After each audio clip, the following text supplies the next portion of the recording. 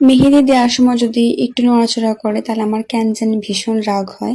আর আজকে ওকে মেহেদি পরানোর সময় আমি ভীষণ বিরক্ত হয়েছি, কারণ ও একটু পরপরই খালি নড়াচড়া করে। ওকে আমি যত বাড়ি বলি একটু ঠিক হয় বসে থাক, তত বাড়ি ও খালি নড়াচড়া করে। তারপরে ওকে আমি বলতেছি যে দেখ তুই, মানে তুমি যতবার নড়বে তত আমার দেরি হবে, তুমি নড়াচড়া না করলে আমি তাদের কাজটা শেষ করতে পারবো। তো ও একটু ধীরস্থির হয়ে বসে, আবার একটু পরে আবার নড়াচড়া করে। আর যখন নড়াচড়া করে তখন একটু বলে নড়াচড়া করে একটু ঠিক আছে, তাহলে আমি মেহেদিটা সরাই নিয়ে বাকি ও একটু নড়াচড়া করে বসলে সেটা সমস্যা নাই। কিন্তু ও আমি মেহেদি দিচ্ছি তার মধ্যেও নড়াচড়া করে, তখন মেহেদির শেপটা নষ্ট হয়ে যায়।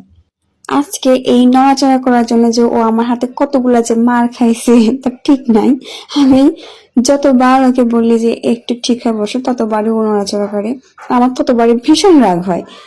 তারপর আমি বলতেছি, শেষে এসে বলতেছি, মানে শেষে না শুরুর দিকে বলতেছি, তোকে আমি মেহেদি পড়াবো না, তুই যা, তো মেহেদি পড়া দরকার নেই। বলতেছেন না কেমন যেন লাগবে, এখন আমার পুরোটা তুমি কমপ্লিট করে দাও। তারপর বলতেছি যে ঠিক আছে আমি পুরোটা কমপ্লিট করে দেবো, তুই চুপ করে বসে থাক। ওরা অনেকক্ষণ চুপ করে বসেছিল, একদম একদম শান্ত একটা মানুষের মতো, যেন মনে হচ্ছে ও কখনো লড়াচড়াই করে না। তারপর আমি বাকি কাজটা কমপ্লিট করেছি।